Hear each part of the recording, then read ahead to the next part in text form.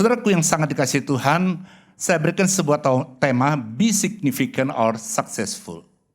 Kita mau menjadi orang yang signifikan, yang berarti, yang memberikan makna, yang memberikan pengaruh, atau cuma sekedar sukses. Nah, saudaraku yang kasih Tuhan, sukses itu orang melihat tentang kita. Tetapi signifikansi itu saudara rasakan dan itu bisa menjadi satu legacy dalam kehidupan kita. Ada dua wanita hebat di dunia ini yang sekarang sudah dipanggil Tuhan. Yang satu adalah Lady Di. Sukses dari seorang guru taman kanak-kanak menjadi putri daripada pangeran kerajaan Inggris. Wanita yang kedua adalah Mother Teresa.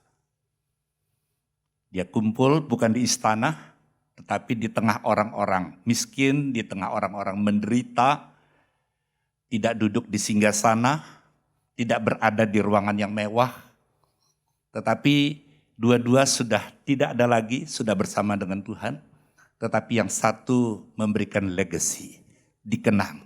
Karena itu saudara kasih Tuhan, hidup ini adalah pilihan, apakah kita mau menjadi pribadi yang signifikan, atau cuma yang kita kejar adalah sebuah kesuksesan. Tadi dalam perjalanan saya dari Lembah Pujian ke tempat ini, saya merenungkan waktu saya seusia saudara, pada zaman itu sekitar tahun 70-an, itu TV masih hitam putih. Nggak perlu remote, karena channelnya cuma satu, TVRI. Nggak ada TV lain. Sudah hitam putih, nggak ada pilihan lain. Sekarang ini pilihannya luar biasa. Saya mau ingatkan, hari-hari ini ada sesuatu yang luar biasa. Metaverse. Dari dua kata, meta itu artinya beyond, melampaui. Verse itu universe, alam semesta. Ya saudaraku, jadi melampaui apa yang sudah Tuhan ciptakan alam semesta ini. Saya bisa membayangkan bagaimana orang dengan Oculus bisa masuk, bukan cuma sekedar main game, tapi bisa masuk di dalam. Tentu dalam bentuk wujud avatar-avatar yang bisa direkayasa menurut mereka yang memainkannya. Saya bayangkan seorang pria di dalam dunia nyata yang merasa dirinya wanita. Kalau di dunia nyata mungkin sulit dia bisa lakukan hal itu. Tetapi di dalam metaverse dia bisa menggunakan wujud atau avatar seorang wanita. Atau bahkan bisa menggunakan wujud seperti Yesus. Jadi artinya dunia ini sudah begitu luar biasa. Sehingga di dunia nyata yang tidak bisa diwujudkan, bisa diwujudkan dalam dunia maya. Karena itu khususnya anak muda, hati-hati. Ini memang tidak bisa dibendung. Saya tidak berkata ini jelek atau baik. Buruk atau tidak, saya tidak katakan dalam hal ini. Semua hal pasti ada sisi positif dan negatif. Tapi yang saya ingatkan, ayo ini satu keadaan yang tidak bisa dibendung, yang ada di depan mata kita. Kalau kita tidak persiapkan, yang kita kejar kesuksesan. Tapi hari ini, marilah kita mau menjadi pribadi yang signifikan. Untuk apa? Nama Tuhan dipermuliakan lewat hidup kita. Yang setuju bisa katakan amin. Nah, saudaraku yang kasih Tuhan, saya akan ajak kita lihat dalam ayat yang pertama dari Markus pasal 11. Ketika Yesus dan murid-muridnya telah dekat Yerusalem, dekat Betfage dan Betania yang terletak di Bukit Zaitun, Yesus menyuruh 2 orang muridnya dengan pesan, pergilah ke kampung yang di depanmu itu. Pada waktu kamu masuk di situ, kamu akan segera menemukan seekor keledai muda tertambat yang belum pernah ditunggangi orang. Lepaskan keledai itu dan bawalah kemari. Saudaraku yang sangat dikasihi Tuhan, kita lihat di sini Yesus, ketika Yesus dan muridnya dekat Yerusalem dan seterusnya, dikatakan Yesus menyuruh 2 orang muridnya. Saudaraku yang kasih Tuhan, dunia ini karakter-karakter yang ada di film dan yang diwujudkan itu selalu tunggal. Superman, Rambo, ya kan? Tokoh-tokoh itu adalah tokoh tunggal. Tapi saya mau katakan, Tuhan mengerti bahwa segala sesuatu itu tidak bisa dikerjakan sendiri. Ya, Superman is dead, super team still alive. Jadi pastikan setiap saudara, kalau saudara mau menjadi pribadi yang signifikan, harus punya tim yang kuat. Karena Yesus saja mengutus 2 orang. Dia tidak membuat 1 orang. Kenapa? Karena dia percaya tim yang solid akan membuat sukses. Ayo anak-anak muda khususnya, saudara kalau mau berdampak keluar harus kompak ke dalam. Kompak ke dalam, berdampak keluar. Ayo katakan sama-sama, kompak ke dalam, berdampak keluar, 3, 2, 1. Saudara tidak akan bisa signifikan, tidak bisa berdampak keluar kalau ke dalam tidak kompak. Kalau saudara ke dalam saja suka iri-irian, berantem, sirik-sirikan, saudara sulit untuk bisa menjadi pribadi yang signifikan. Nah, di sini saya melihat, saudara yang kasih Tuhan, ya, Yesus di dalam ayat yang kedua ini dia mengutus untuk mendapatkan seekor keledai. Ya, keledai muda yang tertambat. Keledai ini adalah hewan yang bodoh. Makanya ada peribahasa, sebodoh-bodohnya keledai tidak akan jatuh ke lubang yang sama lebih dari 2 kali. Artinya keledai ini bodoh. Ini gambaran daripada Tuhan tidak memakai kuda yang perkasa, sesuatu yang tangkas, sesuatu yang cekatan, sesuatu yang hebat. Tetapi di sini Tuhan berkata memakai keledai. Artinya merupakan satu gambaran bahwa Tuhan mau memakai setiap kita. Kalau saya membayangkan siapalah saya, kalau boleh berdiri di depan saudara. Kita semua tidak ada apa-apa. Kalau kita ada, semua karena anugerah dan kasih karunia Tuhan. Amin, saudaraku. Ya, dan di sini dikatakan bukan cuma sekedar keledai saja, muda dan belum pernah ditunggangi orang. Belum berpengalaman. Belum pernah dipakai, ditunggangi orang. Jadi kalau kita melihat di sini saudaraku, bahwa siapapun saudara, jangan kecil hati. Kalau kita mau datang kepada Tuhan, kalau kita mau dipakai oleh Tuhan, percayalah siapapun kita akan dipakai untuk nama Tuhan dipermuliakan. Tuhan tidak mencari kuda yang bisa berlari cepat.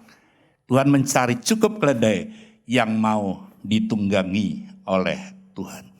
Nah saudaraku, saya memperhatikan di dalam Alkitab banyak tokoh-tokoh ini adalah orang-orang yang punya masalah. Musa, seorang pembunuh. Setelah membunuh di Mesir, dia lari ke tanah Median. Ketemu dengan yang namanya Yitro. Yitro punya anak namanya Sifora dan kemudian menjadi istri daripada Musa. Terus kemudian siapa lagi? Tokoh lain, Petrus, nelayan yang gagal. Bukan cuma sekedar gagal, dia menghujat Tuhan 3 kali. Tapi dipakai Tuhan luar biasa. Tokoh yang lain, Rahab, seorang pelacur. Ya saudara kasih Tuhan, tetapi dari garis keturunan Rahab, lahirlah Tuhan Yesus. Yusuf, ayah biologis daripada Tuhan Yesus, seorang pengusaha kayu, ya, dia seorang tukang kayu. Saulus, seorang teroris, dia membunuh banyak orang Kristen dan sebagainya. Akhirnya 2/3 daripada perjanjian baru ditulis oleh Saulus yang menjadi Paulus. Jadi saudaraku, hari ini jangan terlalu lama saudara hidup di masa lalu. Saya mau katakan hari ini, kalau saudara mau meraih masa depan, berdamailah dengan masa lalu. Karena yang pasti saudara ada di hari ini untuk meraih masa depan. Saudara tidak akan bisa kembali ke masa lalu saudara. Tempat terjauh itu bukan planet. Tempat terjauh adalah masa lalu saudara. Saudara tidak akan bisa kembali ke masa lalu. Tapi banyak kali kita terikat dengan masa lalu. Keberhasilan masa lalu, kegagalan masa lalu, kegagalan rumah tangga, kegagalan bisnis di masa lalu, perkataan orang yang menyakitkan kita di masa lalu. Ada banyak hal mungkin kita ditipu pada waktu yang lalu, mungkin kita dikecewakan pada waktu yang lalu. Hari ini saudara melangkah, tapi saudara masih izinkan perkara masa lalu menguasai hati kita. Itu yang membuat kita sulit untuk meraih masa depan. Mari hari ini jangan menengok ke belakang terlalu lama. Mobil saudara perlu ada spion, sekali-sekali nengok ke belakang kalau saudara mau pindah jalur atau mau berbelok. Tapi kalau terus-terusan lihat spion, saudara kena nabrak. Jadi hari ini, lupakan masa lalu, pandang masa depan, dan bergeraklah hari ini bersama dengan Tuhan. Pastikan setiap saudara menjadi pribadi yang signifikan. Nama Tuhan dipermuliakan. Amin, saudaraku. Jadi hal yang pertama adalah Tuhan Yesus mau memakai setiap kita yang tidak berarti supaya menjadi berarti. Ya.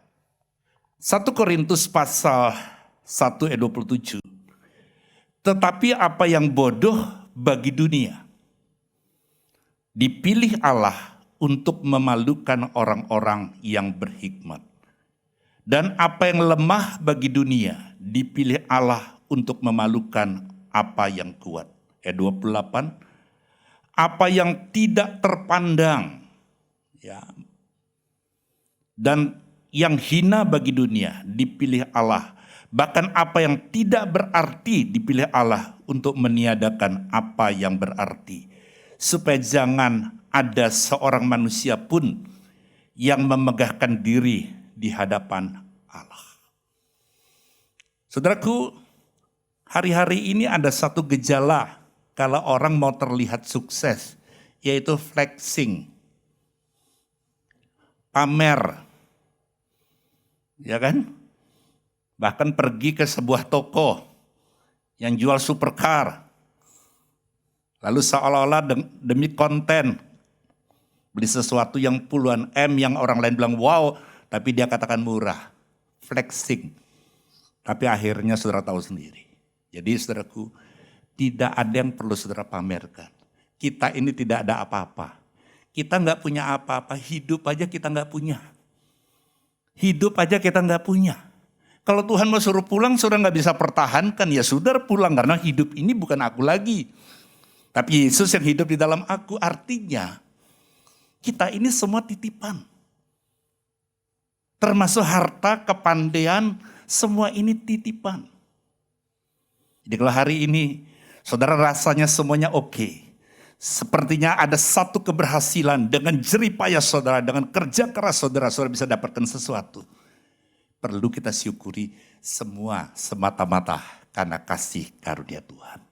Perlu disadari bahwa semua itu adalah untuk kita kembalikan kepada Tuhan. Karenanya saudaraku, saya tidak setuju orang bilang, uang tidak buat orang bahagia.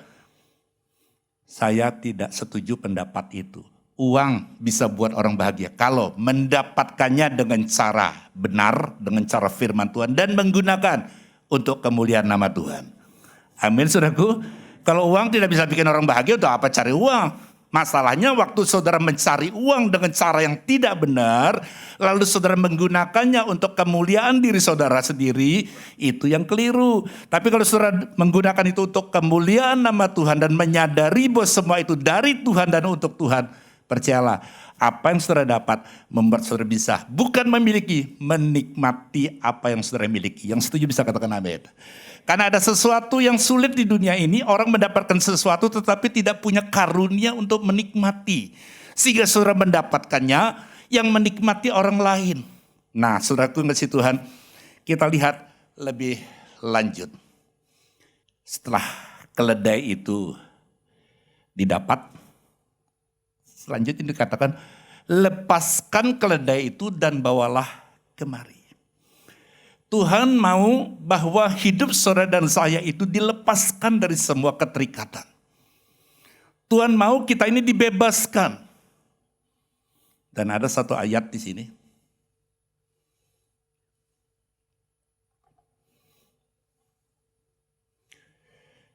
Galatia 5:13. Saudara-saudara, memang kamu telah dipanggil untuk merdeka. Tapi janganlah kamu menggunakan kemerdekaan itu sebagai kesempatan untuk kehidupan dalam dosa. Melainkan layanilah seorang akan yang lain oleh kasih. Saya mau tanya saudaraku. Ada satu slogan, sekali merdeka, apa saudaraku? Tetap merdeka. Tapi ayo kita renungkan, sekali merdeka, tapi bukan merdeka sekali. Sekali merdeka, tapi bukan merdeka sekali. Artinya ada sesuatu yang saudara perlu batasi. Dan saya ingin mengajak kita merenungkan begini. Lebih bebas mana waktu saudara belum kenal Tuhan atau setelah kenal Tuhan?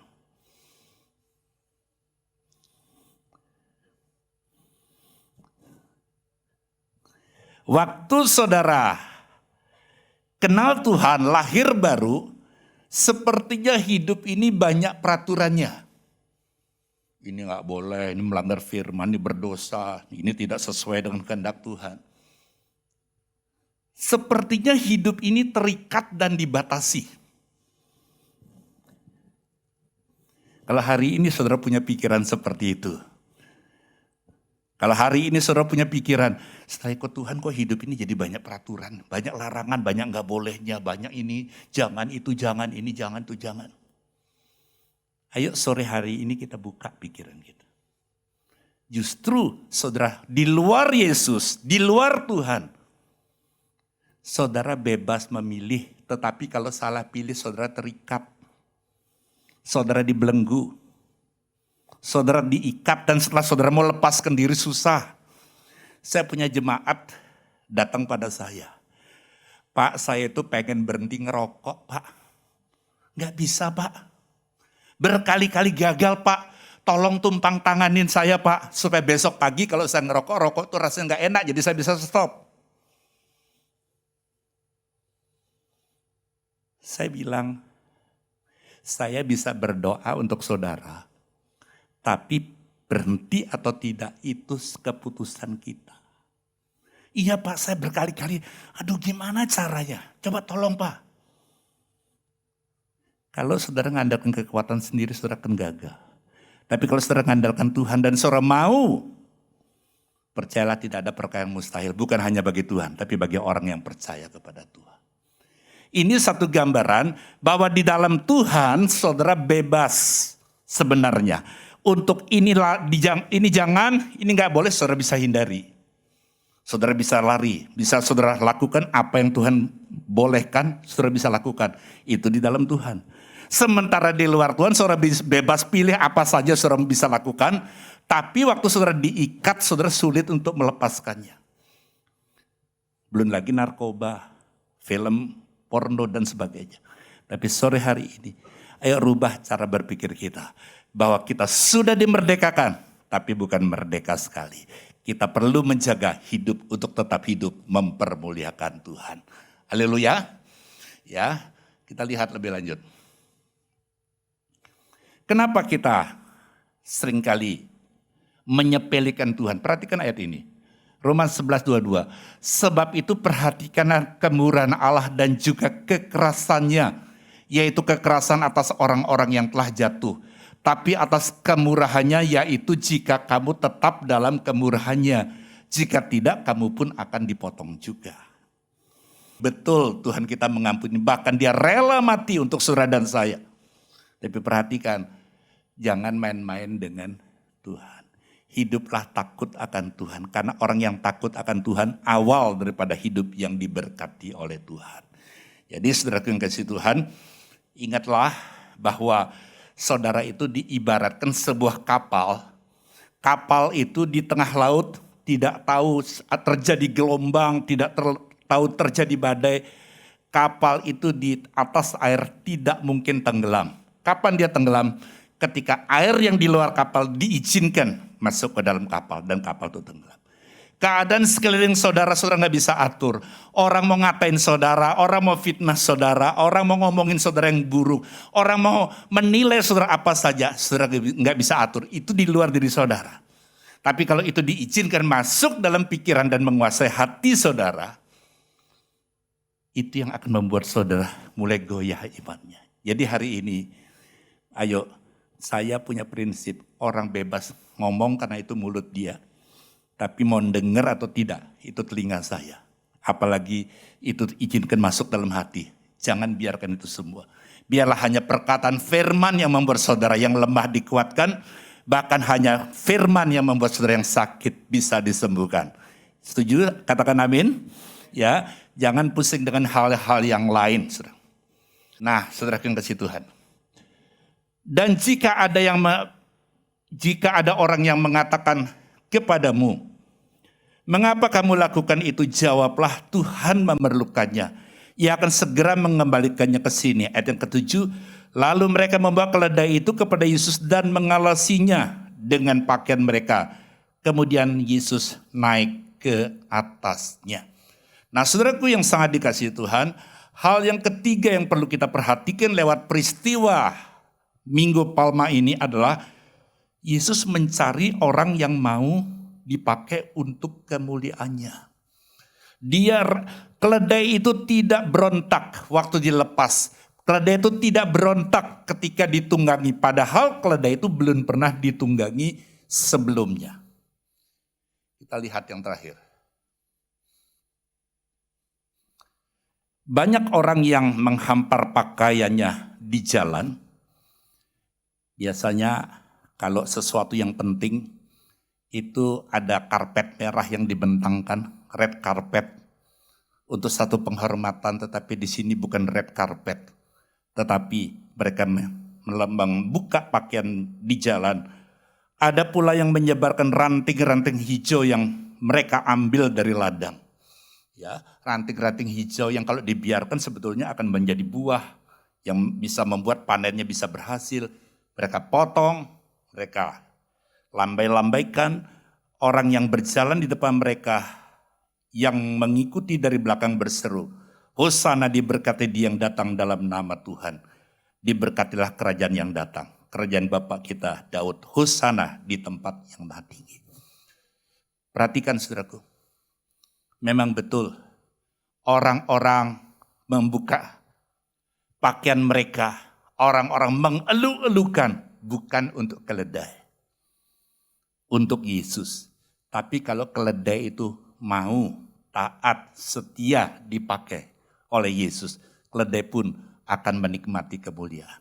Hari ini, apapun saudara, pelayanan saudara di gereja ini, ya, sesederhana apapun pelayanan saudara di gereja ini, tetap setia dan biarkan hidup saudara dipakai oleh Tuhan.